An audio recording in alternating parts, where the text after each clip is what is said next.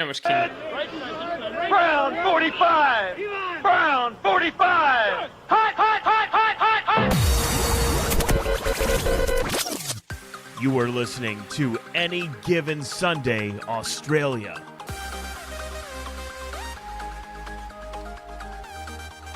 Yes, hello and welcome to the Any Given Sunday Australia podcast, the number one podcast in at least three households, one studio, American Football Australia head office, NFL Australia head office, and worldwide. Joining us, as always, in the west wing of his newly renovated house, apartment, townhouse, whichever one you want to call it, at Danny Webb, AGSAU. How are you, mate?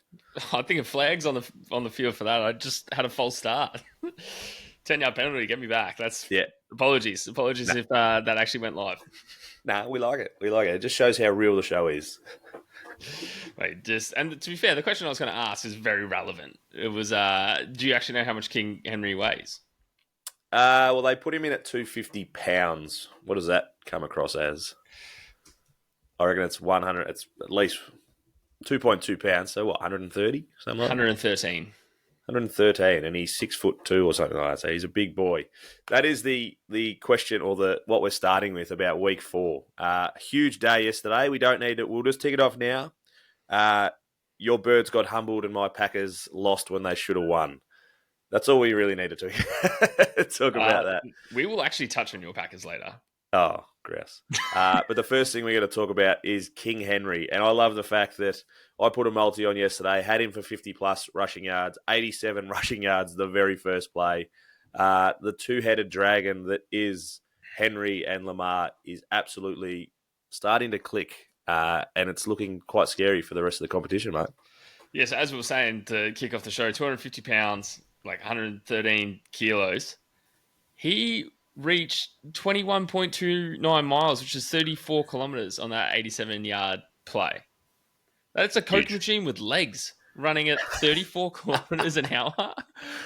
You can see the defense like lining up against him and just shaking. Like that is not the player you want to be lining up against. And then if he's not running at you, Lamar is. And he had the most beautiful drop back, hop step, shuffle thing that I've only ever seen done on Madden. And he's just sitting there doing it with, professionals running at him. Like Pro Bowl defenders running at him and just drop stepping past him. It was a beautiful thing to see. They absolutely picked apart the Bills. And it wasn't just on the offense. It was the defense as well. So the defense kept my MVP favorite to just 180 yards and no touchdowns in the first 3 quarters.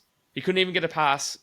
No touchdowns for the whole game, but in the first 3 quarters, he couldn't even get a pass above 10 yards. Yeah. Yep. It was huge. And all of his passes were back behind the line of scrimmage, and then they tried to make the yards up there.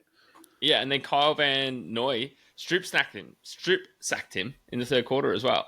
Like, he really got dominated.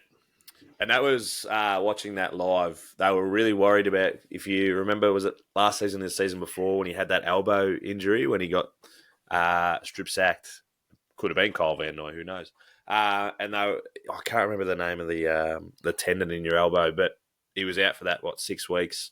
You could see him, they were throwing those passes, just making sure that tendon was fine. And he did come back on, but he did leave the game early when they were 35-10 down, and there was no chance of winning. So the Bills snapping a 43-game streak by losing only by 10 points or less. They were, like you said, absolutely dominated. And it was really from the start of the game. Like they went 3 and out. King Henry, 87-yard touchdown, and it was pretty much game over from there. Yeah, and King Henry just kept on running. 199 yards and 2 touchdowns in the game. Big dominant game. And then Lamar went for 54 yards as well. So, nearly 300 yards of rushing. So, a huge game. And like you said, they're starting to click and starting to look a bit dangerous. We were a bit worried about them early. You said the big offensive line that have not much played together. You can see them now. They're really starting to click and open up massive holes to fit that 113-kilo frame through. And he's just taken off and running nearly 22 miles an hour. I think that has a lot to do with our Aussie boy at right guard. Big Danny. Danny, you say it. No, you say it. Lele. He said it yesterday. Yeah, he said it's so easy. And I was practicing at home. And I was like, I still can't get it down pat. He has looked really good. And it is good to see Aussies doing really well. a game I don't think we're going to talk about, but again, I just want to touch on Caleb Williams to get a win. But Tory Taylor had some absolutely clutch moments, some clutch kicks right at the very end, dropping him 4 or 5 yards out with not long to go, just to really ram home the Bears' win against the Rams. So huge shout out to Tory Taylor there. He dominated yesterday, which was awesome to see. He had some massive punts as well. I think there was a multiple over 50-yarders. I think he a couple over 60. Yeah. Some big balls in there. And they were just landing perfectly as well. They were just landing perfectly. But hey, Aussies do it better. We do. Changing that Bird's hat to Dr. Danny's hat, Rashid Rice. Looks like he could be done with an ACL. Yeah, so it's actually coming out that Andy Reid had said, got interviewed and got asked about it, like, oh, how is his knee? And he said, it's not good. It's really not good. So with that coming out of their camp, we're very much heavily leaning towards it's an ACL or at least a long-term knee injury, potentially out for the season. That puts a massive question mark in the little wide receiver room for Patrick Mahomes. So he lost Marcos Brown before he even stepped foot on the field. Now you've lost Rice. You're really, really dwindling in your numbers. They're running with a backup running back. Yes, they're 4-0. But how many more players are going to drop before they drop a game? They're going to have to start looking into some, and they do it every year, just the free agent wide receivers. It'd be interesting to see. We might cover it on our next episode, just some free agents that they might be able to go out and get and just add, because they really do need to top up that wide receiver room. The one thing that they will be happy with is Travis Kelce actually balled out yesterday. I think it was 7 receptions for 80-odd yards. So he's back. Hopefully we did say that with Derwin James out, it might be the game where he can turn it around, and he did, and he looked up and about, and he looked like the Travis Kelce of old. So maybe that divorce contract or whatever it is, and it's just gone to the backfield a little bit, and maybe him and Swifty are all good again, and he's just back performing on the field, which is good for the Chiefs fans. Yeah, plus he just listens to our podcast every week and just got a bit fired up at me saying that he was going to retire. So, hey, I'd rather see him playing. I'd rather see him playing well. And if it takes me to call him out, well, then I'll do it. Yep, you called the Jets out last year and they went to water. So we'll see if the Chiefs can and Travis Kelce can respond to your calling out. We just mentioned the Chiefs are 4-0, but the other 4-0, the Seahawks are playing tonight. They could be 4-0. But the other 4-0 team, the Vikings, you've got a big, bold statement right there. Sam Darnold is him. He dominated us in the first half, but I will say that we dominated him in the second. Who won that game? That's irrelevant. Never irrelevant. It's all about wins and losses at the end of the day. So Sam Darnold threw 3 first half touchdowns against your Packers at home. They had a 28-7 lead at the half. But then, as you said, they did hang on for dear life. Love was only coming back from his knee. Took him a little bit to kind of get going. But then they dropped 22 points in the fourth quarter, which is pretty crazy. Even more wild stat, though. The Vikings, for the whole time this season, have only trailed for less than 3.5 minutes. So not only are they winning games, they're not even dipping into a loss at any point, apart from 3 minutes. They're looking in control. Completely in control. Brock Purdy actually came out, and as soon as he heard that the Vikings had signed Sam Darnold, they're like, everyone should be worried. This is the perfect team for him, and he's going to go out there and shine. And the Vikings head coach has put so much faith in him, so much trust in him, and just letting him go out there and do it, and kept him out there, and keeps on getting the job done. Yeah, he definitely did. They were up 28-0 with 5 minutes to go in the second half. I'm going to go to the other side, the Packers. Sam Darnold was great, and that touchdown pass that he threw to Jefferson right in the corner, couldn't have thrown it any better. Hit him right between the numbers. I reckon it was more his throw than Jefferson's catch. That's how good it was. But yeah, so Jair Alexander was out, which hurt us. Him and JJ going head-to-head is always a great battle, and I reckon they've won. It's probably 2-2 over the life of their little rivalry. But having him out definitely killed us. Jefferson went for 80-odd and a touchdown. But after it was 28-0 with 5 minutes to go in the second, we ended up being 29-3 after that. And we had 3 turnovers or 3 picks.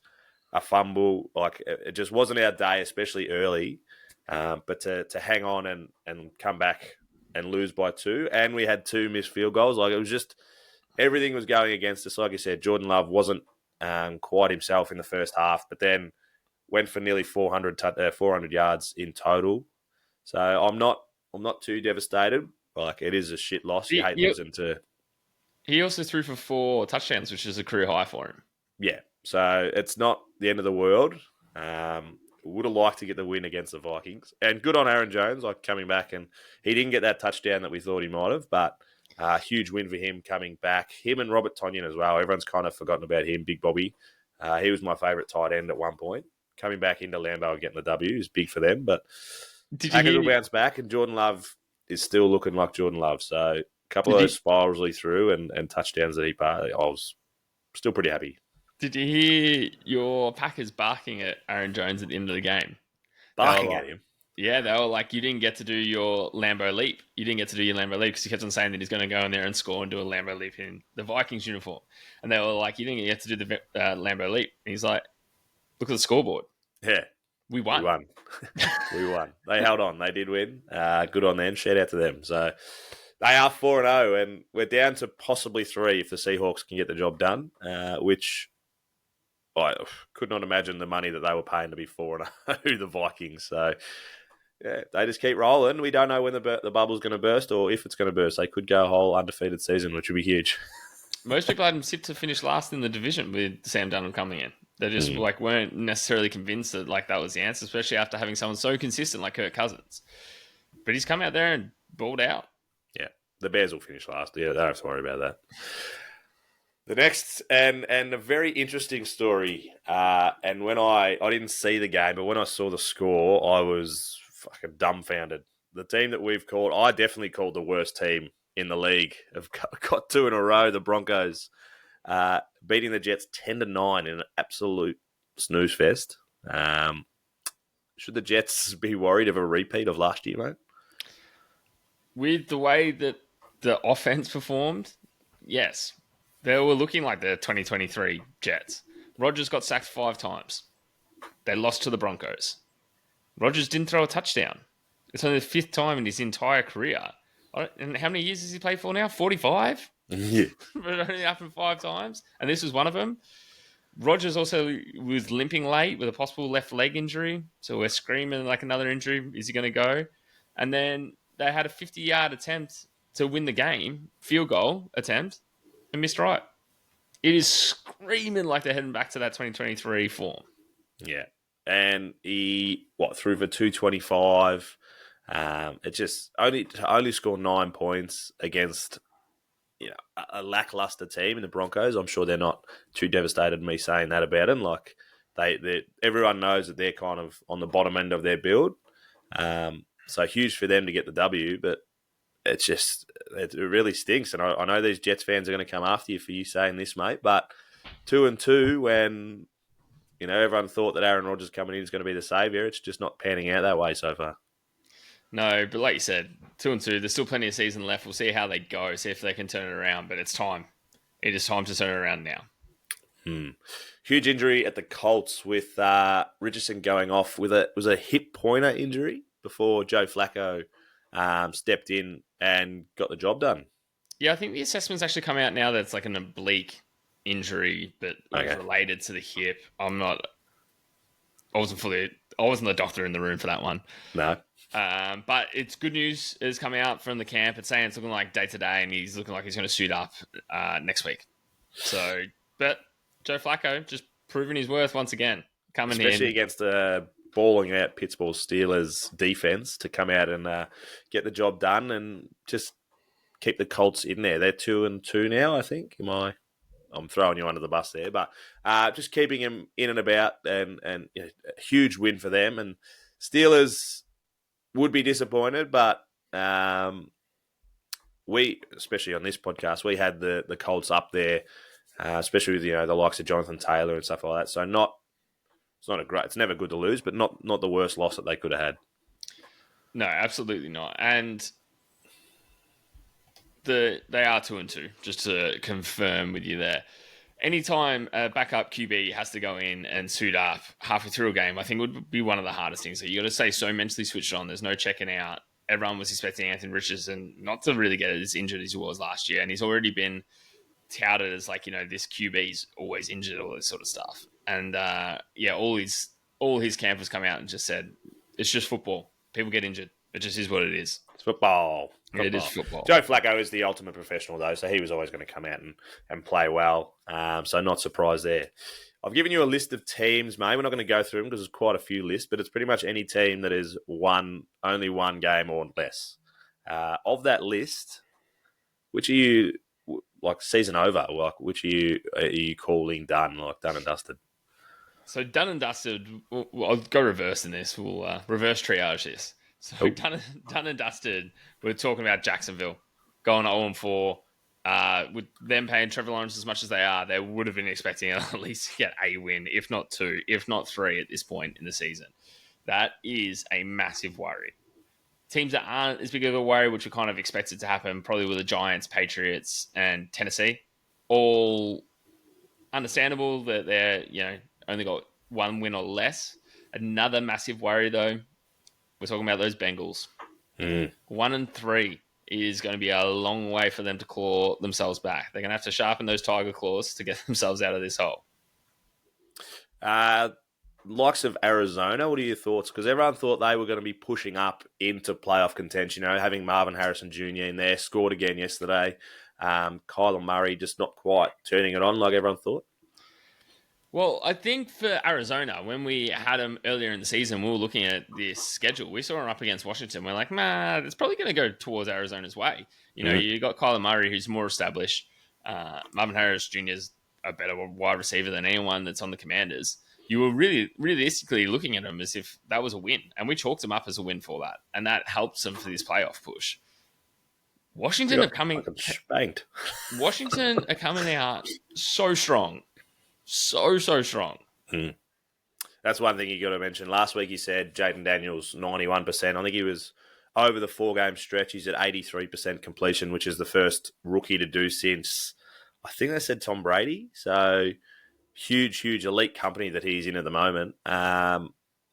We'll touch on them at another time, but they are looking up and about. There's one more team that I want to talk about, and I know they are injury prone, but the Rams losing to the Bears and going 1-3, even with a lot of people to come back, are we saying that their season's done? Because it's a long way to come back. 1-3, you've only got 13 games left.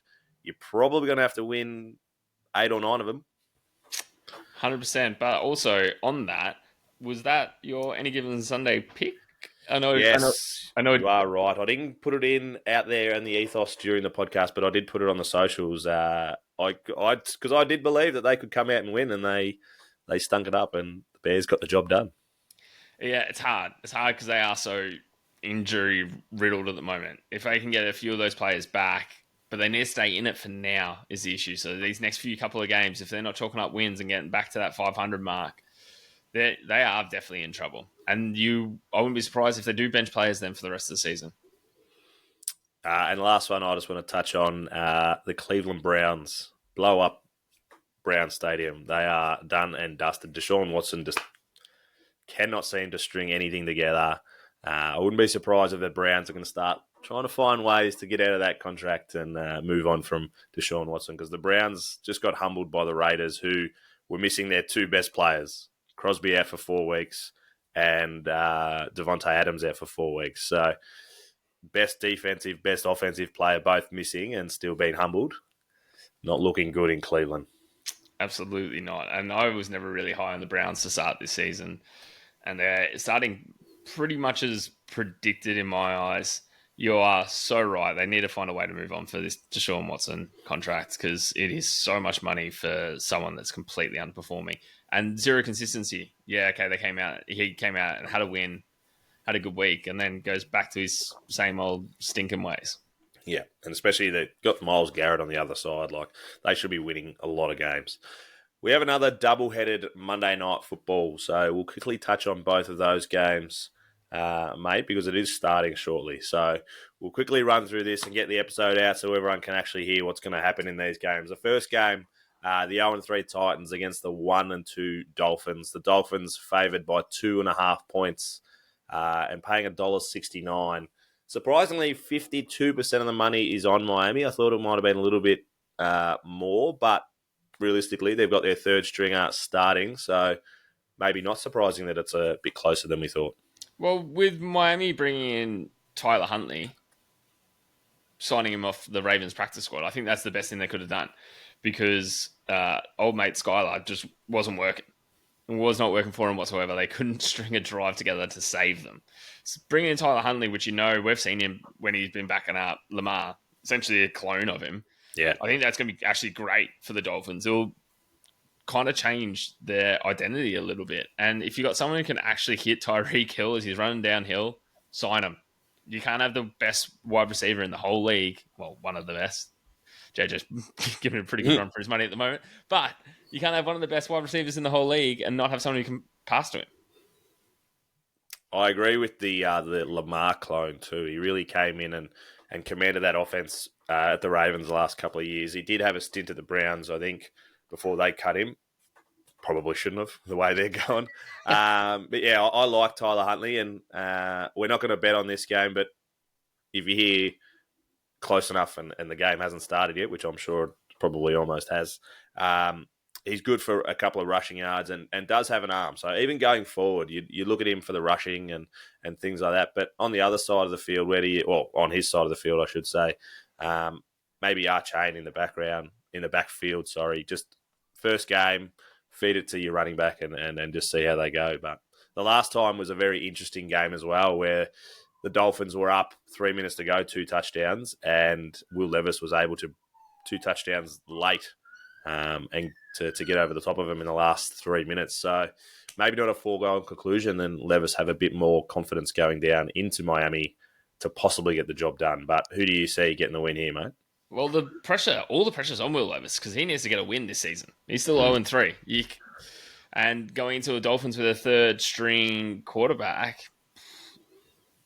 you're going to be copping a lot of heat if you're not getting a win.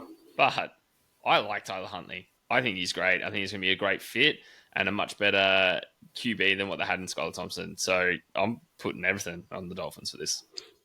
Yeah, I'd be agreeing with you there. And I'd probably go the -2.5 as well, just to juice it up to that $1.80 instead of the $1.69. I agree. Tyler Huntley will get the job done, and could be a day out for some of those wide receivers if he does get his arm going.